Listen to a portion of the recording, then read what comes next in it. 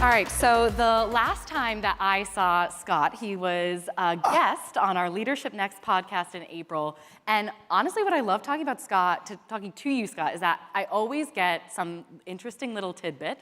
What I loved in April, he said you cannot expect to see breakfast tacos or burritos on the menu, and I think that went wild on our social media. So Scott, you have a lot of pressure now to say something just as good. Not anytime soon. Hello, everyone. Happy to be here this afternoon with you here in Scottsdale. It's not too hot. Yeah. It will be much hotter next week, as I understand it. It will. Right week. It will. Now, Scott, last time we spoke, you said you want to open 7,000 North American stores, and now since then, Chipotle also announced that you're expanding into Mexico, which I think is really interesting. Can you talk to us about, first, what is the market for bringing Mexican food to Mexico, and what are the operational challenges that you're facing to do that? The Mexicans are overwhelmingly excited to receive a Mexican concept. I get that question often, and it's a fascinating one. And some of our competitors have tried to enter the market with fits and starts and have failed to some measure. What gives me a lot of confidence in our ability to go into Mexico and be successful is that freshly prepared ingredients, wholesome, nutritious ingredients, is on trend in Mexico today. And it's how people want to eat, how they should be eating, in my humble opinion. So we have a lot of confidence between our group and as well as the Alsea group that the Chipotle Mexican Grill concept will be wildly successful. So now I want to play a little game, Scott, with you out here. I want to call this tech AI trend game. So I'm going to list some trends. Scott and everyone here, I want you to give a thumbs up if these are trends that you either use or want to use, and a thumbs down if you don't use them or don't want to use them, okay? So the first I'm going to say, generative AI in hiring. Who wants to use it, is using it? All right. A lot of thumbs up. A lot of thumbs I up. like Ben, it. what about you? What thumbs up? Okay. I like the idea. I think it's a big one. Robotics in kitchens. Oh, we got a lot of thumbs up here. Okay, all right. We refer to robotics as cobotics in our kitchens. We don't look to replace the human experience. We look to remove waste and expand or enhance the team member experience. Interesting. I like that. Okay. Fully cashierless stores. Anyone doing? No. Okay. We see a lot of thumbs down on that one. Okay. All right. And my last one I have subscription restaurant models. Ooh. Yeah. Scott, now I want to say... Not a lot of fandom around that idea either. No fans of that here. Now, Scott, I know you have used AI and tech a lot. You got the guac making tool, the Autocado. You are using AI, a new generative AI hiring platform. Can you talk to us about this, and also what is the future of using AI at Chipotle? Is it some of these trends we talked about? Is it something else? Yeah, I think the world is making a pretty quick pivot, and I'm sure everyone's talking about it, probably ad nauseum at this point, around generative AI or agentic AI. I think AI has a place in business today in all verticals across all industries. I think it's not going to be really a strategic advantage for you. It's going to be something that you lean into, and it'll be commoditized to the point where everyone will have access to it, which is exciting. And so for you and your business, thinking through how will I use AI to, as I said earlier, either remove waste or expand human capability in your business, and thus reducing expenses in the business. So we've put AI in a couple of different places inside Chipotle Mexican Grill today, one of which is our onboarding hiring assistant, Avocado, who brings in team members into our ecosystem. So we will W-2 about 200,000 team members this year. We employ 130,000. And turnover is probably a little below industry average. I feel really good about where we are. But we're growing at such an exponential rate. We will open a new Chipotle restaurant this year almost every 24 hours.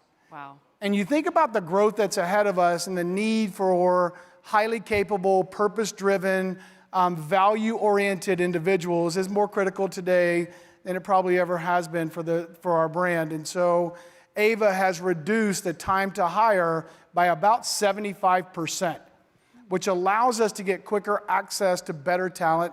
And anyone that's in my restaurant space today knows that when a high quality caliber individual walks into a restaurant, they are looking for an opportunity.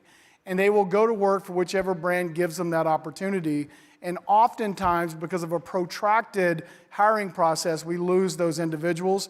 This not only helps us keep our restaurant staffed, but ensures we have the best talent that's available in the industry. Is there anything you wouldn't use AI to do at Chipotle? I can't say that today with a lot of confidence, Kristin, I'm sorry. That's okay. I know that we are looking at different ways, whether it's AI-driven camera systems in our restaurants to understand throughput, speed of service, order accuracy, and digital ringing, I think is another use case we're leaning into.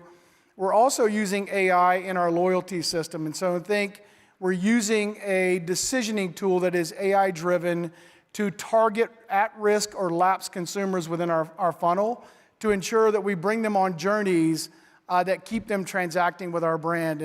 And so the journey will go out to an at-risk user that hasn't transacted in 2 weeks with an offer. And that offer will escalate over a certain time period to get the consumer to transact. And that all happens behind the scenes, and the offer is tailored to that individual based on their personalization and their usage of the brand over time. Okay, now I want to come to the audience for a question in just a second, but first I want to ask you, we talked about, last time your relationship with former Chipotle CEO, now Starbucks CEO, Brian Niccol. In fact, the last time we talked, I caught you after a gym session with him, is that right? You catch me yet again. We were in the gym this morning. Oh my gosh, all right. One of us was late to the gym this morning, and I promise you it wasn't the former COO of Chipotle. That's okay. So you had to come here. That's okay. So I'm curious, Scott, was your goal to always succeed Brian and become CEO, or how were you thinking about it? I've always had on my goals card, I'm an old school operator guy, and I had goals cards since I was probably in my mid-20s, but it's always been one of my lifelong goals to get to the CEO opportunity to lead a brand. And on my card was a Fortune 500 publicly traded company. And so I had a lot of opportunities that I passed over throughout the years because I just didn't feel like those were the right opportunities for me at that time, based on what I wanted to accomplish, my family's needs, which is critically important to me, and where I wanted to take my career long term. And so when Brian decided to take the opportunity at Starbucks, I got the opportunity to step into the role here at Chipotle Mexican Grill, which is really a dream come true for me, to really work on a brand that I have such passion and commitment to. How do you think you're different from him in terms of leadership, in terms of personality? What do you guys do differently? Yeah, if I could bring you back, BCG did a piece of work about 6 or 8 months ago that talked about the modern company's chief executive officer and how it's different today than it has been historically. 3 things that they called out in the piece of work were a CEO today has to manage a great business, has to manage a great stock, and I'll talk about that in a minute. I'm often misunderstood when I make that statement. And lastly was drive organizational legacy, not individual legacy, but organizational legacy. And Brian and I made a great tag team because I was effectively running the business. And so I think I ran a pretty good business. And I know that Brian really managed a great stock. And when I say manage a stock, we're not talking about managing numbers. It's really about selling the story to the investment community about where we're going, what we're working on, and how we'll lead the company, and what the growth story really is. And that obviously supports the multiple over time. And then lastly, drive organizational legacy. What is going to be my mark on this business as I take it through its next phase of growth in the coming years. And so that said, one of the things that I had to learn stepping into the role, going from the person pulling the levers, turning the knobs every day to generate an outcome, to someone that is now working to manage a great stock and drive legacy, is just a completely different job. Absolutely. Any questions out here? I see one up front. And if you could state your name and title and company too, that'd be great. Thank you. Sure. My name is Waqas Chima. I am CEO of CoreLogic, a financial services company. My question was more around you're leading a great transformation, not only from a growth aspect, store every 24 hours, international expansion, then you spoke about AI as well. Can you talk to us about your change management? Like, how do you take your organization through that change management as well, especially your existing staff? Right? Yeah, probably one of the hardest things that you'll do, and I'll give you a little context first. So in 2023, if I'm getting my years correctly, I pushed the organization to the point with regard to change management, new processes, new protocols. That year we launched a new LMS, we launched a new scheduling tool, AI-driven scheduling tool. We launched 3 LTOs. We put 2 new ideas into concept testing. We launched digital HACCP to improve food safety. And I tell you all this to tell you I pushed the organization too hard, too fast.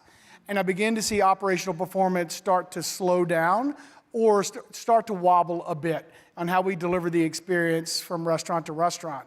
And I knew I'd asked too much of the organization and hadn't thoughtfully considered the change management necessary to get those ideas into operational execution and do them with excellence. And so when 2024 rolled around, I don't know if many of you remember, I said we're going to do 2 things, we're going to do 2 things well.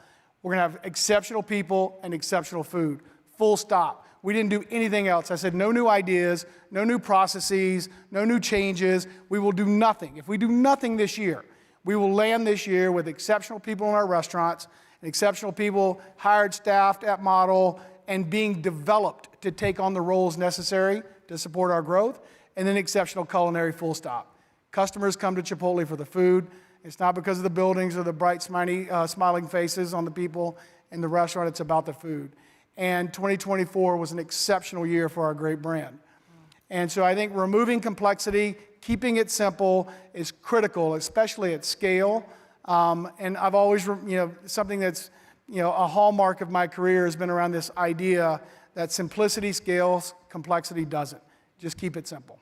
That's good advice. Any others? Oh, see one here.